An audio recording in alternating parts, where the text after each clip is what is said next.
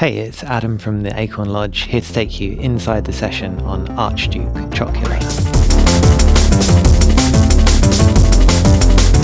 So most of the music on Dinky's Taiko and on Ambient Peaks comes from 4 sessions that we originally put together. Me and Henry just getting together in a room and getting all of our synths out and having a play. Archduke Chocula is one of the tunes that isn't from one of those 4 sessions.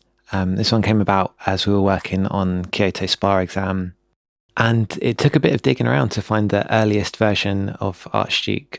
And so it looks like as we were working on this session that we've had some other ideas. So like Kyoto Spa exam's happening in here. There it is. And we have all of this. Blah, blah, blah.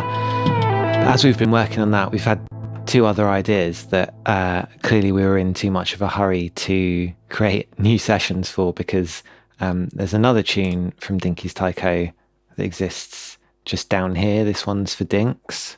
There it is.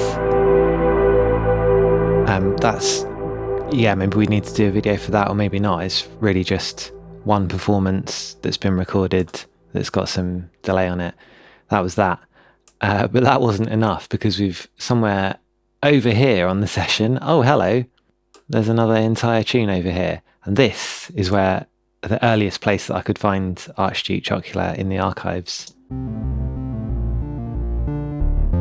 Students of music, the creative arts, this is definitely not the way to do it. You should have really nicely laid out sessions. They should be named appropriately, and you should be able to keep track of it all the way along. I don't know, we were in a rush that day. Yeah, so here's that earliest bit. So let me start breaking that down for you. So the key sound and the thing that kicked the whole song off was this Moog Sub 37 patch of Henry's.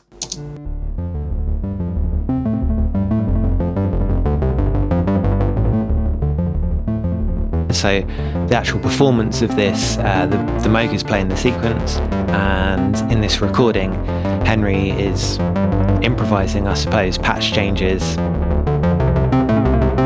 filters opening and closing, the paraphonics are happening. Take a look at Henry's video for a breakdown of this patch. And generally we get the performance there. My recollection is that we did that one take and we're like, sounds good, let's add some stuff. What do you add to something like that? Well, for me, it's some drum and bass. So this was a break that I had lying around.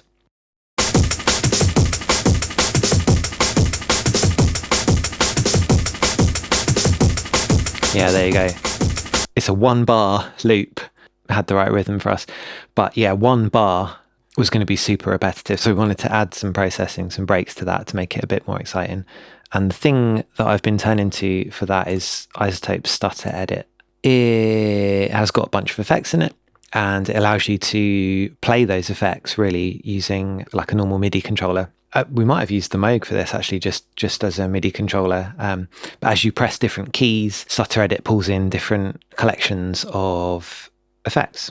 They all get turned on and off depending on what keys you play. There's a whole bunch of presets for that. We didn't try and reinvent the wheel. We just pulled up a collection. Yeah, this factory best of bank, and basically loads a different effect onto all the different keys of the keyboard. As is becoming a theme for us, Henry went in and basically just improvised a bunch of that. So the MIDI data for that is all in these items here. And really he's just using 1 or 2 different effects on the different keys. And then a lot of mod wheel stuff. So the mod wheel's controlling the low high pass filter. So I'll play that break now with that data happening. You can take a look at what Stutter Edit is doing while that's playing.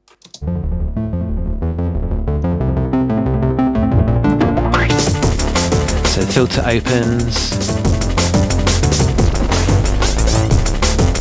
There you go, Gator wormhole. Combination of some comb filtering, tape stop effect, some buffer processing stuff. So it's like grabbing bits of the played back sound and looping and cutting it randomly. Lovely stuff, really fun to play, really great for livening up exactly this kind of thing, a really repetitive drum loop that we're just adding these little things to. Like iZotope is really famous for Ozone and a bunch of other stuff, but for me this is the one. I could give or take Ozone, but Stutter Edit is super useful. I also added Got this other break down here, this couple of sections of Amen break that have been filtered. So we really just have the like tambos and all the high end stuff. And that track is being sidechained by the main break that's happening, so that when that break is cut out either by the filter or by the stutter effects that are happening, those high frequency like tambourine, other bits of the break, the compressor comes off of them, they come up to fill the space. Let me try and find a bit where that effect is really noticeable.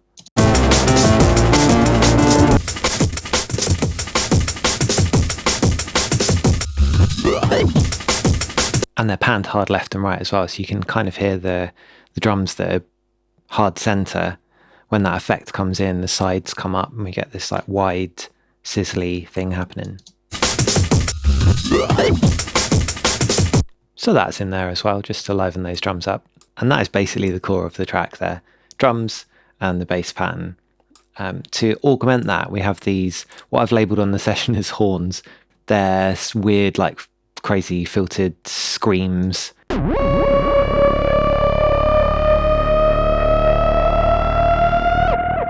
On that, we're doing some little altar boy, I'll talk about that in a second. Bit of EQ and a big reverb.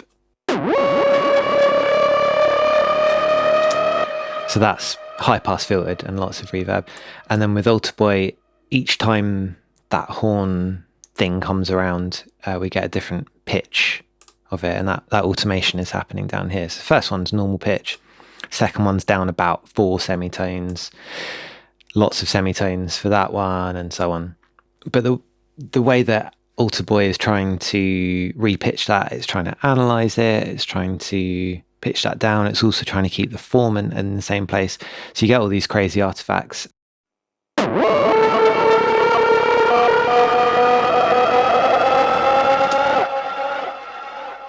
It's unstable, it sounds even more like a scream, but it's sort of digital and weird, and yeah, cool sound design.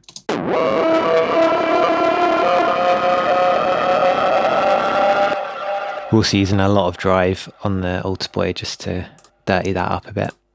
And then at the end we've got this second version of the main programmed Moog pattern.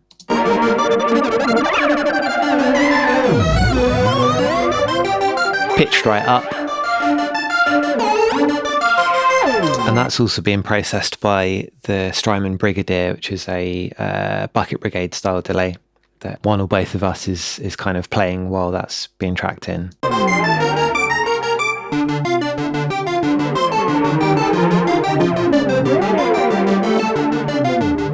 Yeah, all those kind of feedbacky craziness, that's all happening through that. Yeah, and so we did all of that work in, as I say, this same session where there's 2 other songs happening. Like I say, not best practice.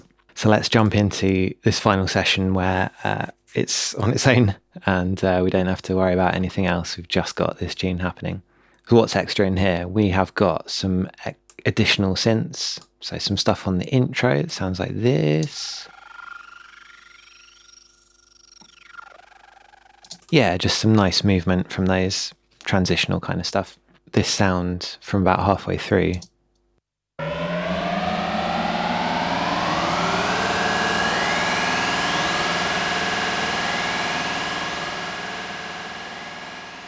Nice atonal, atmospheric.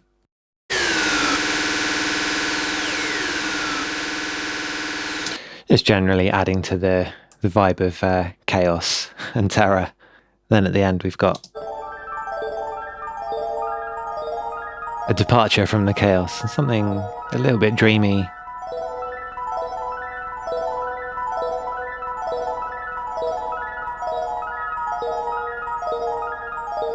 And that sound at the very end of the song is what crossfades into Kyoto Spa Exam right at the end, which is a nice kind of circular, we come back to the place where we started. Let's talk a little bit about mix stuff. So most of what's happening is about distortion. So the Moog up top's got 2 types of distortion on. None of it's like absolutely cranked for distortion, but there's just a bit of it in loads of places. So you've got decap kicking off and black box is doing a little bit. Yeah, that's quite a lot. maybe of saturation down there. Why don't I play that with and without? So without distortion. I mean, it's a Moog, so it's going to sound nice. And I'll play that same section with the distortion in. As you'd expect, it's louder, it's got a bit more weight. Yeah, that Moog's kind of having to do quite a lot of heavy lifting because it's the only instrument playing most of the time. It's the only tonal instrument, so it's got loads of room to both be bassy, MIDI and toppy. Drums, apart from the stutter edit, yeah, they've got a decapitator on as well. Let's actually show the UI for that. Up to 4 on that. Whew. It's a fair bit of stuff happening there. I'll play that with and without as well. So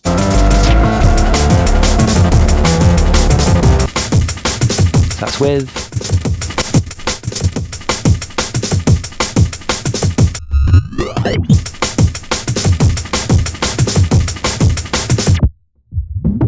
It's a bit louder, a bit bassier, a bit more present. And that's pretty much it for mixing. I mean, we've got some level, some balance happening, a bit of distortion on this final DP. That's probably the same setting as is on the main patch. Yeah, and then we're onto the master bus. So a bit more bottom end, a bit more black box. That's the same patch that we had on Mr. Sidechain. And then smooth operator that I've really got into on the master bus just as a way of just kind of gently smoothing some frequencies that might try and poke out. So we're kind of controlling the mid-range, a little bit of control at the top end, a tiny bit of control when the very bottom end is getting out of control. The approach with this tune was to try and squash everything up. You know, it's meant to be aggressive and full sounding and energetic for that. In terms of the mastering, we're just bringing that up a tiny bit louder. So